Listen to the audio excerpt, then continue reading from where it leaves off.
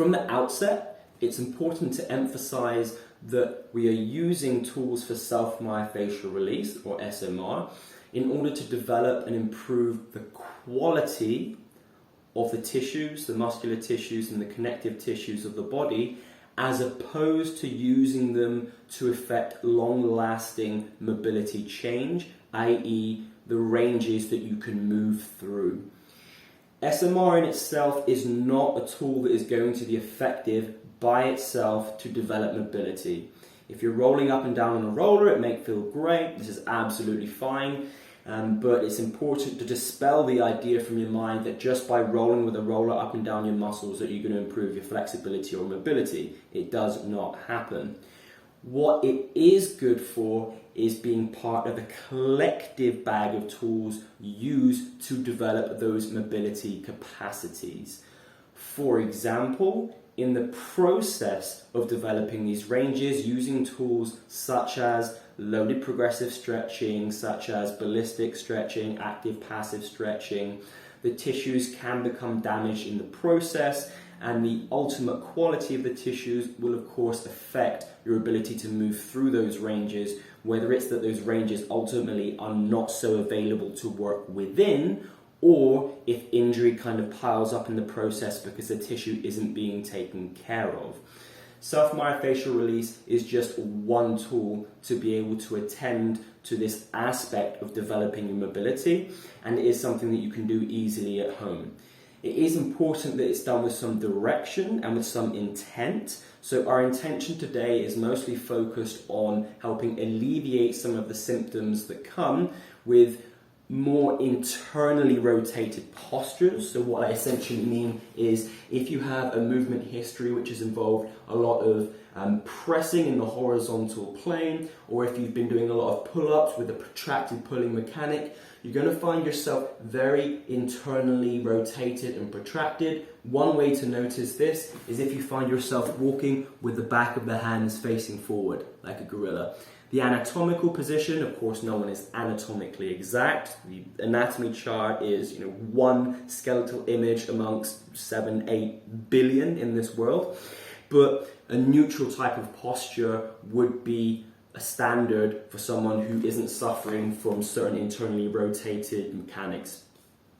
Now, the places that we're going to focus on are going to be the lats, the anterior shoulder, and also the pecs as well, going through pec minor and pec major. For the shoulder, the anterior shoulder, most notably focusing on the biceps tendon that goes right up the anterior shoulder. Normally the one that if you feel your shoulder and if you feel a kind of a hard muscular tendon there around the middle, just about here, and if you press that and you go, ah! It's likely that this needs some attention. In the absence, of course, of some specialized physiotherapy, then the next best thing is a roller. So this is something that you can pick up, something that looks quite deadly with spikes on it. It's not really necessary, in all honesty. I used that for some time and actually it became more of a hindrance because it's very difficult to get an exact point. You end up rolling over to the side a little bit and it hits somewhere quite suddenly and it's not so pleasant.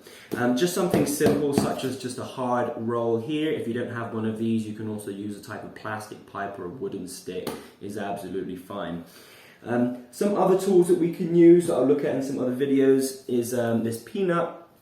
We'll come back to this. You can buy these now, but this was just made myself with some duct tape and 2 balls.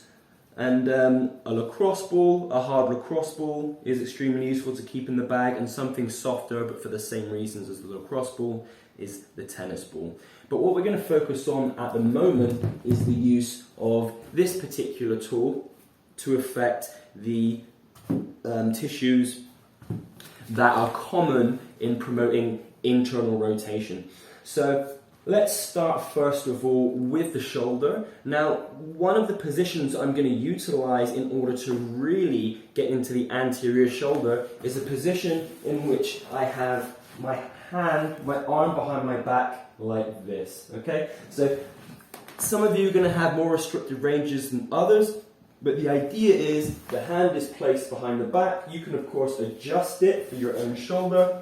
And now that I have my arm behind my back here, I can bring the end of the roller just into the edge of the anterior shoulder, around the anterior deltoid. So if you're not sure what I'm talking about, it's kind of the front portion here as opposed to somewhere on the side. And what I can actually do is use the edge of the roller to really go into that anterior shoulder just here, applying as much or as little pressure as I like by managing that with how much weight I'm taking in my legs or loading into the shoulder. From here, I place it just in there. It will take some adjustment to find exactly where the most restricted point is for you. Now, the most important thing with self-myofascial release is don't just roll up and down it like this. This is not an effective method. If you went to a physiotherapist and they just went up and down your back, rubbing like this, you would wonder what they're doing, and this is exactly the same case. So what we are looking for is that when we find a space where, okay, there's something there, take a moment, breathe, relax, and work your way into it.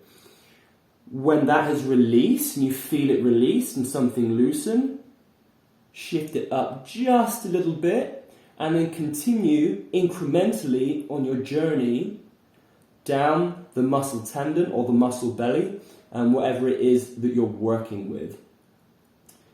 I'm just working my way down, working my way down, working my way down, and I'll go all the way down, adjusting as I see fit, until I've worked all the way down the anterior side of the shoulder, or essentially until there's nothing painful in there. Ultimately, good quality tissue should not hurt to the touch.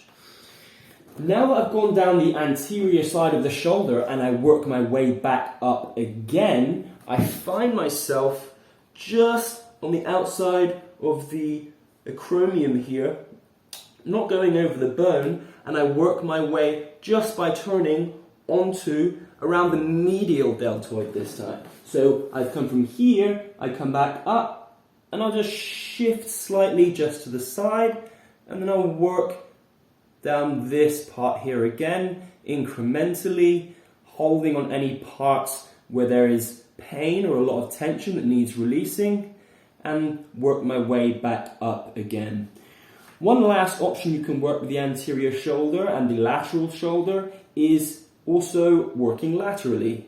So going sideways, across, and then back again.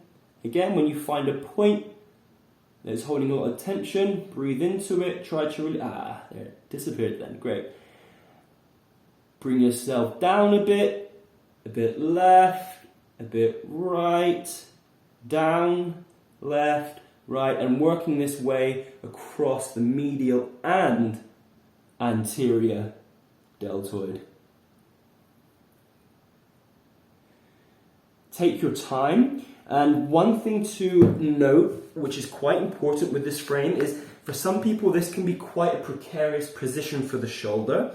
And make sure that you're not giving so much load that it is pressing the shoulder out of the glenohumeral socket. So that the head of the humerus, you want it to stay in the socket, not be forced out of it. But at the same time, we do need to give a certain amount of pressure in order to get the effect for the muscle release. Now that I've already worked through the anterior shoulder, I'm quite simply going to bring my arm up into an externally rotated position. So we went internally rotated here. Now I'm going to work externally rotated, and we're going to work with the foam roller now across the pectoral here. But one of the main things in this position, I actually use my fingers here to hold it in the position where I am horizontal to the floor as opposed to being down here. It really opens up the position to work into pec minor. So in this position, I try to work underneath the large muscle of the pec major, opening it up, going underneath the armpit, and again, working a bit up, working a bit down, finding my way across. And now with this particular frame, I can load quite a bit more because I'm not just pushing into the shoulder socket. So I can, for example, even come up with my body weight, working as much as I can into the pec minor. And again, spending a few minutes just to open up there. You'll feel some tension, find some places that release. You've worked into there. Work all the way just to around the sternum, on the outside of the sternum, and then bringing yourself back, working slowly. And again, you can work up, down, just checking all aspects of the tissue to find any places where there's held tension, which normally translates to the sensation of pain. Now, we've worked on the anterior shoulder, we've worked on the medial deltoid, we've worked with the pec major. We now head into pec minor. Now we head into pec major, and I'm going to achieve this by working something very similar, but now I'm working with the arm out straight. So I start first of all with the arm out straight. I'm still using this hand like this on the floor, so it's not just coming down here, it keeps it on the horizontal plane, and I can access the muscle much easier. I'm working all the way along. Again, normally, as you've worked pec minor, you would have, of course, been hitting some of pec major as well. So it doesn't need so much, but what we are going to do now, in this position, I have access to go straight across the main muscle belly of the anterior shoulder, as opposed to focusing, as we were before, a bit more on that bicep tendon. Now from here, I'm working straight across the shoulder, and I'm going to track the anterior shoulder right down into the bicep. So from this side, you're going to see that it started here, and now I worked all the way down into the bicep here. And from there, we're going to take it all the way down through the bicep. All the way down into, just negotiate the bicep. Work your way down until you reach around the tendon. Relax as much as you can. And again, if there is a lot of tightness in your bicep, you can work also up and down, laterally across the tissues too. From there, working all the way back up through the anterior shoulder, through into pec major, and then up to the sternum. So just to be a bit specific about the difference between the pec major and the pec minor, the pec minor I was working more underneath across here, and then the pec major is coming all the way over the top of the large pectoral muscle. The last thing we're going to work with now is the foam roller underneath the lat, most specifically paying attention to the insertion of the tricep and the lat. So very often a lot of tightness can build up right in this collection of muscles here. So we're going to start right there. Place it just under the armpit here, and then shift your weight backwards, relaxing, relaxing, relaxing. And again, I'm working laterally, back and forth here. So this way, forward, coming back. In incrementally controlled motions. Coming back, forward, and then I work my way down the lat. Now, it's important to note that I'm also trying to trace down the belly of the muscle. What does that mean? It basically means I don't want to find myself jumping on and off the muscle. I want to find the right point, of course, because the muscle shape changes as I move through the muscle belly. So I will have to adjust where I'm rolling. So for example, right now I'm on the side of the lat, but then the lat comes around to my back. So if I just keep going in this trajectory, I'm just going to be rolling over my ribs. So then I start to shift and turn slightly backwards so I can work the lat all the way down, if necessary, right down towards the lower floating ribs, and then back up again. If you're not so restricted, you can just work with this area here. Now in this position, you can get some tension and things in the neck from holding it up. It's important as well, try to relax this too, if you're not really holding yourself super tight. I'm working through the lat. I get into the insertion again as I come back up, a bit of back, a bit of forward, and now I work into the posterior deltoid, so the back of the shoulder. I locate the muscle there, where's the insertion? There we go, okay. And then I work down the back of the shoulder through to the tricep. And as you can see, I'm just using my body to shift, shift, shift, shift, shift, shift, shift. Where necessary, you can then work into the tricep as well. It's also important to note that with these particular mechanics, if you look, my load is coming down here and the shoulder joint is here. So if I have unstable shoulders, I need to be quite sensitive that I'm supporting that shoulder in the joint, as I mentioned with when we were working on the anterior deltoid and the bicep tendon. So I am, holding a bit of tension there as much as I require. For you, it will be different, so just manage this accordingly. I'm bringing myself down through the tricep, long head of the tricep, working back through that long head of the tricep, finding the insertion into the posterior deltoid, taking the moment to spend even up to 30 seconds or so, or however long it takes to release those sections that are tight and holding tension in there, and then bringing myself back down.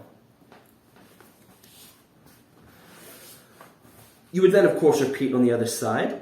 And what I will emphasize as well is that after you've performed some self-myofascial release, especially for a complex joint such as the shoulder, is that you move it afterwards. And what do I mean by move it? I mean through very basic fundamental planes of motions, circles, waves, figure eights, curves, arcs. What I would advise is if you've just finish this particular sequence of rolling, that you work with just some basic teacup patterns afterwards, 15, 20 reps each way. Just start to feel how it has become a little more freed in the motion that's available to it. I would advise also doing that beforehand as well, so you can actually feel and notice the difference between before and after. Hanging as well, before and after, is a very, very useful part of the process that you can add to. Ultimately, these tools should just be taken into your own practice to be used as of when you know it needs to be used. Very many cases you will feel it after a practice session or just as you wake up in the morning that it's feeling exceptionally tight. It's very, very useful to use these tools before hanging protocols, such as supinated hanging protocols, for those of you who do have quite a lot of tension tone held in the lats and in your internal rotators in general.